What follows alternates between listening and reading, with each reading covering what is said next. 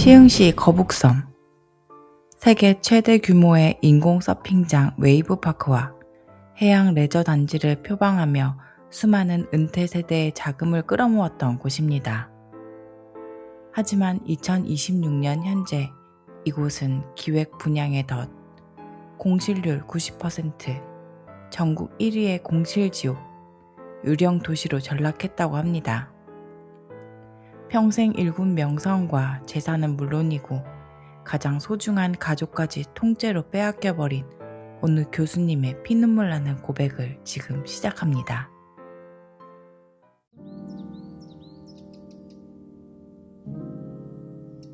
정년 퇴임한 지도 벌써 5, 6년이 흘렀습니다. 나이 66이 되니 시간이라는 게 참 빠르게 느껴지더라고요. 처음엔 편하다고 생각했던 일상도 한두 달이 지나니 허허로워 보이기 시작했습니다.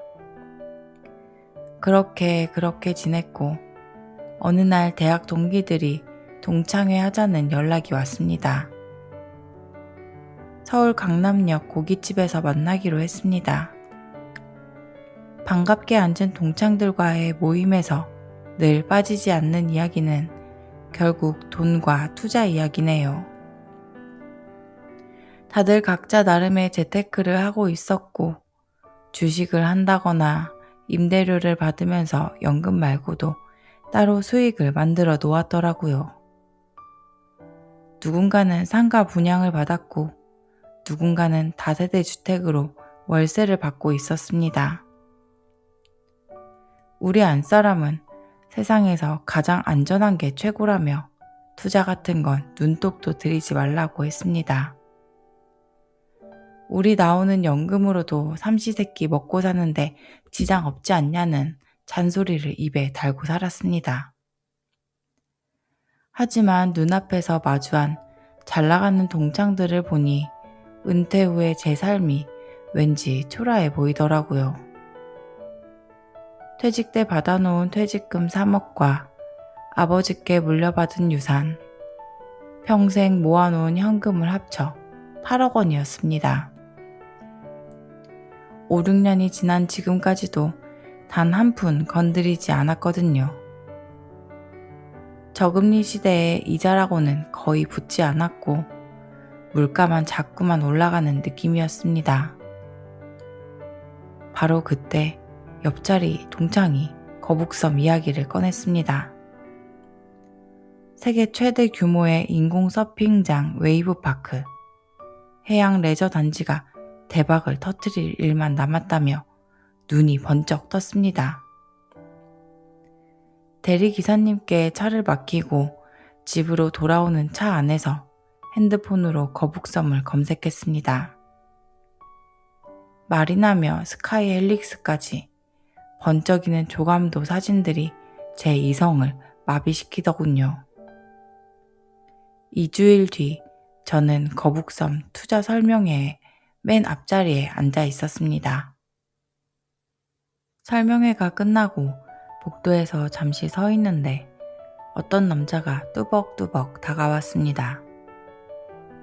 분양팀장이라는데 40 중반쯤 되어 보이는 아주 세련된 인상이었습니다. 자세히 개인 맞춤 상담을 해주겠다며 상담실로 가서 상담을 하다가 오고 가던 대화 중 제가 대학 교수로 평생 강단에 있었다는 사실이 은연중에 흘러나왔고 그 순간부터 그의 태도는 더욱 정중해졌습니다. 그 남자는 은퇴한 학자의 지적 허영심을 기가 막히게 파고들더라고요. 교수님 같은 대지식인이라면 이 거대한 프로젝트의 미래 가치를 단번에 알아차리실 줄 알았다며 단순한 상가 분양이 아니라 국가적인 해양 전략 사업이라고 열변했습니다. 설명회 때 보았던 화면들을 틀어놓고 대단한 레저 시설들이 들어선다고 설명을 늘어놓더니 자연스럽게 귀가 솔깃한 수익성 이야기로 화제를 전환하더군요. 평균 임대료만 자그마치 월 1,000만 원대라. 가만히 앉아 대기업 임원 월급 부럽지 않게 수익이 보장된다니 당장 부자가 된 느낌이 들었습니다. 결국 귀신에 홀린 것처럼 일주일 뒤 저는 분양 계약서에 도장을 찍고 있었습니다. 8억 5천만 원짜리 한 칸, 7억 5천만 원짜리 한 칸, 총 16억 원이었어요. 아내에게는 단 한마디도 상의하지 않았고 계약금으로 1억 6천만 원을 송금했습니다. 집으로 돌아와 손을 벌벌 떨며 옷장 가장 깊숙한 곳에 계약서를 숨기면서도 제 얼굴에는 묘한 미소가 번지고 그때 저는 세상이 제 발 밑에 있는 것 같은 자신감에 꽉 차버렸습니다. 완벽하게 성공할 수 있을 거라 굳게 믿었습니다. 분양팀장의 호언 장담대로 매달 따박따박 들어오는 임대료를 손에 쥐고 살 수 있을 거라 확신했지요. 2년이라는 시간이 흐르고 마침내 건물이 준공이 되었습니다. 두근거리는 가슴을 안고 거북섬으로 달려갔습니다. 설명회 때 모았던 화려한 사진이 현실이 되었을 거라는 설렘을 안고 말이지요. 하지만 눈앞에 펼쳐진 광경은 제 모든 기대를 산산이 부서뜨렸습니다. 사방이 칠흑처럼 어두운 유령 도시의 모습이었거든요. 주말 오후인데도 개미 한 마리 지나다니지 않았고 적막감이 섬뜩하게 만들었습니다. 웨이브파크라며 자랑하던 인공 서핑장은 불이 꺼져 있었고 마리나 항구도 사람 하나 없었습니다. 상가들이 줄을 서 있었고 유리창마다 임대문이 현수막만 여기저기 붙어 있었습니다.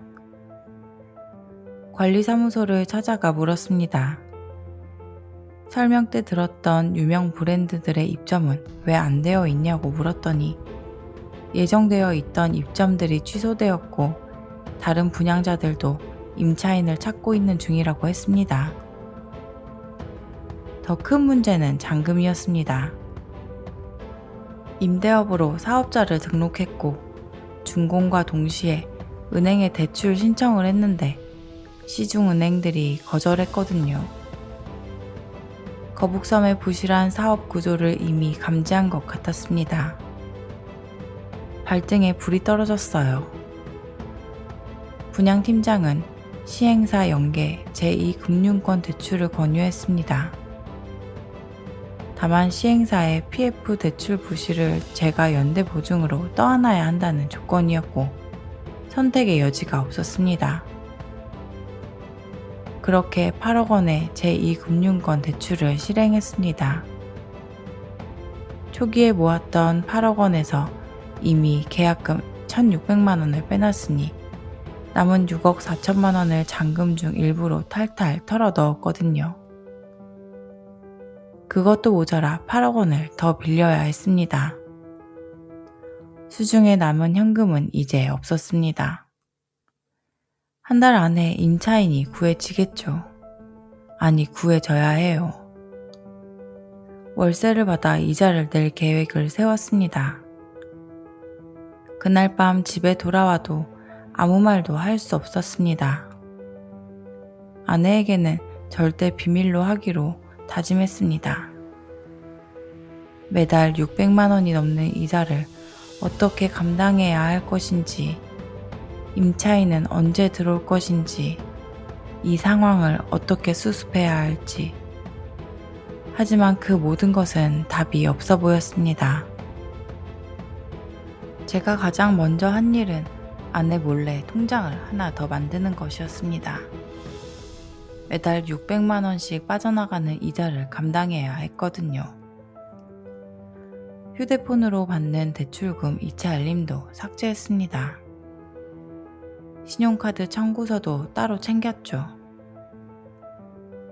아내는 수억 원의 빚더미에 앉아있다는 사실을 여전히 모르고 있었습니다.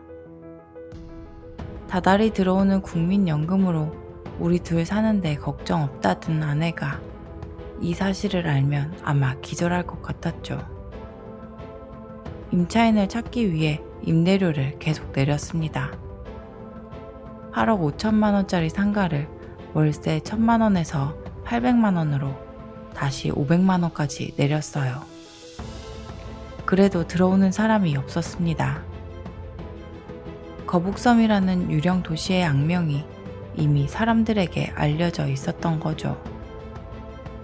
하지만 멈출 수가 없었습니다. 매달 600만 원의 이자가 제 목을 조여오고 있었기 때문입니다. 며칠을 밤새며 발로 뛰었습니다. 어떻게든 임차인이 구해져야 했습니다.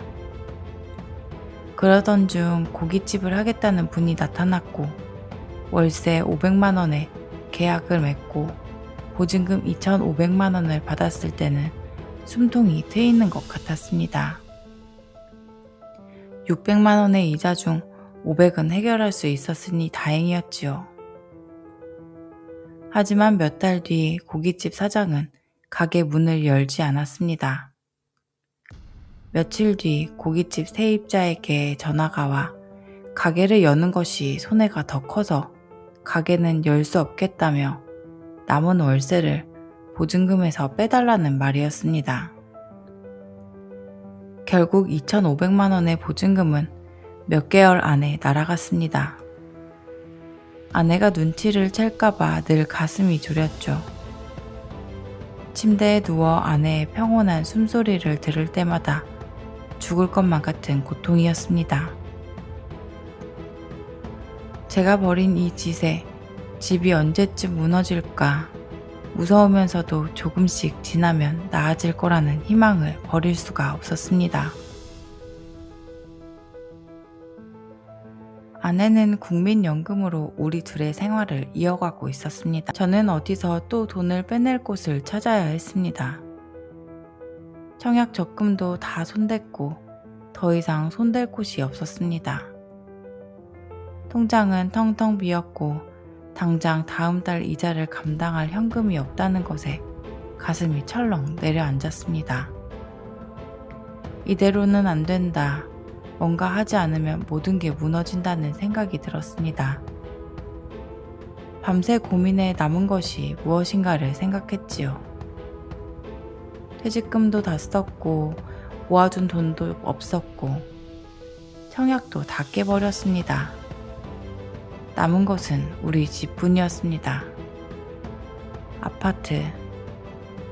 평생을 일해서 내 것으로 만들어낸 집. 그것만이 아직도 제 이름 아래 있었습니다. 다음날 저는 저축은행을 찾아갔고 집을 담보로 얼마나 빌릴 수 있는지를 확인했습니다. 절박함에 정신이 없었습니다. 다행히 대출은 나온다고 했고 1억 원을 빌리기로 했습니다. 모든 게 빠르게 흘렀고 2, 3주 뒤 1억 원이 통장에 들어왔습니다. 저는 그 돈으로 이자를 냈습니다. 순간 숨통이 트이는 느낌이 들었지요. 하지만 그 숨통은 길지 않았습니다. 연 15%의 고금리로 빌린 1억 원. 이제 저는 또 다른 이자를 감당해야 했습니다. 기존 600만 원의 신규 대출의 월 이자까지 더해져 월 700만 원대의 이자. 1억 원의 대출은 근본적인 해결이 아니라 단지 시간을 버는 것일 뿐이었습니다. 그때 비로소 깨달았습니다. 이건 끝이 아니라 시작이었다는 것을. 저는 이 상가를 팔아야 한다는 것을 깨달았습니다. 아내에게 들키기 전에 당장이라도. 다음날 중개사무소를 찾아갔습니다. 8억 5천만 원짜리 한 칸, 7억 5천만 원짜리 한 칸. 과연 팔릴 수 있을까를 묻는 순간 중개인의 반응은 싸늘했습니다. 거북섬의 공실률이 87%에 가깝다며 팔리긴커녕 임차인 구하기도 어렵다는 설명이었습니다. 첫 번째 임차인을 구했던 것만도 대단했던 거라더군요. 앞으로 매달 700만 원을 어떻게 감당하겠습니까? 저는 다달이 이자라도 줄여보려 임대료를 더 내렸습니다. 월 500에서 300까지. 그래도 들어오는 사람이 없었습니다. 중개인을 다시 찾아갔을 때도 답은 같았습니다. 매매가 정말 불가능한가를 다시 물었지만 현재 시세로는 팔려고 해도 팔 수 없다는 설명이었습니다. 감정가와 시장가의 차이가 너무 크다는 거였어요. 팔려도 문제, 안 팔려도 문제인 상황이 되었습니다. 걱정에 가득 차 밤샘을 거듭했고 세입자를 구하려 백방으로 알아봤지만 문의조차 없었습니다. 거북섬이라는 이름만으로 사람들은 등을 돌렸어요. 그때 저는 깨달았습니다. 상가를 팔든 임차인을 들이든 이 상황은 해결되지 않는다는 것을 말입니다. 팔아도 대출금에 못 미치고 임차인이 들어와도 월세로는 이자를 감당할 수 없다는 현실 말입니다. 겨울이 깊어질 무렵 아내가 장롱을 비우고 정리했습니다. 깊숙이 꺼내놓은 옷들을 꺼내고 있었습니다. 그 사이사이에서 아내가 뭔가를 발견했습니다. 심장이 떨어져 나가는 것 같았고 온몸이 얼어붙었습니다. 그것은 총 16억, 상가 2개의 분양 계약서였습니다. 아내는 그 종이를 보며 얼굴이 창백해졌습니다. 손이 떨렸어요. 계약서 한 장만 있는 게 아니었습니다. 은행 대출 관련 서류까지 계속 나왔습니다. 아내는 눈빛이 달라졌고 이게 뭐냐고 저를 추궁했습니다. 하지만 질문이 거듭되면서 제 입에서 모든 것이 쏟아져 나왔습니다. 16억의 상가, 8억의 대출, 월 700만 원 이상의 이자, 임차인의 부재, 보증금 소진, 저축은행 추가 대출, 모든 것을 전부 말했습니다. 잠시 침묵이 흘렀고 그 침묵이 인생을 살아온 중 가장 무서웠습니다. 소리 지르고 역정하는 분노라면 차라리 나았을 겁니다. 아내의 얼굴에는 분노가 아니라 깊은 배신감만 있었습니다. 우리가 처음 만났을 때부터 이랬어? 그 한마디가 저를 가장 깊이 찔렀습니다. 아내는 계속해서 눈물만 흘렸고 앞으로 우리 어떡하냐는 말만 했죠. 지금 우리에게 남은 노후 자금은 하나도 없고 있던 돈마저도 빚으로 남아 행복해야 할 노후를 제 손으로 무너뜨린 거였습니다. 그렇게 아무것도 하지 말라고, 우리 이 정도면 행복한 거라고 귀에 못이 박히도록 말했던 아내의 그 말을 들었어야 했습니다. 침묵 속에서 사흘이 지났고 아내는 침대에서 일어나지 않았습니다. 고통 속에서도 현실은 멈추지 않습니다. 그것이 제 목을 졸랐습니다. 이제는 행동해야 한다는 생각이 들었지요. 자존심을 내팽개치고 마지막 남은 자산인 집을 팔기로 결심했습니다. 시세 7억 중반이었지만 금매로 7억에 내놓았습니다. 한 달도 되지 않아 나갔습니다. 집 담보로 받은 대출금 1억도 정리되었습니다. 우리는 전세 5천만 원짜리 낡은 빌라로 이사했습니다. 엘리베이터도 없는 오래된 건물이었어요. 대학교 교수였고 8억이라는 현금 자산이 있었는데 이런 곳으로 온 것이 믿어지지도 않고 인정하고 싶지 않았습니다. 남은 돈으로 거북섬 상가의 대출금 6억을 갚았고 여전히 2억이라는 빚에 허덕이고 있습니다. 다달이 150 정도의 남은 대출금 이자를 내야 하니 무슨 일이든 해야 했고 경비 일을 시작했습니다. 70이 다 된 나이에 밤샘 근무를 돌며 최저임금을 버는 일, 그것이 제 현실이 되었습니다. 아내는 무릎이 안 좋아 밖에 나갈 수 없었고 국민연금으로 생활하며 집에서 할 수 있는 부업거리를 찾아 집에서 아이들 핀을 포장합니다. 상가 2개는 팔려고 내놓은 지 한참이었고 그 건물은 마치 저의 무덤처럼 느껴졌습니다. 더 내리면 나갈까요? 앞으로 남은 대출금 2억을 어떻게 갚을 것인지 그것만 생각했습니다.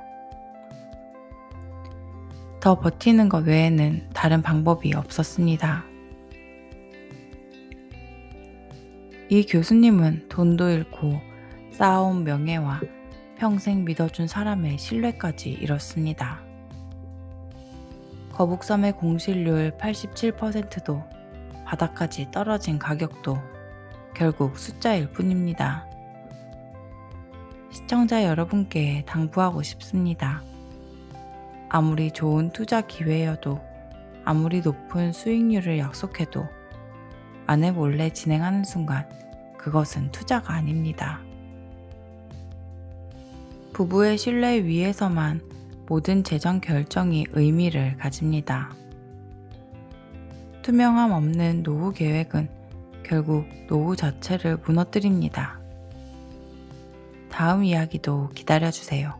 끝까지 들어주셔서 감사합니다.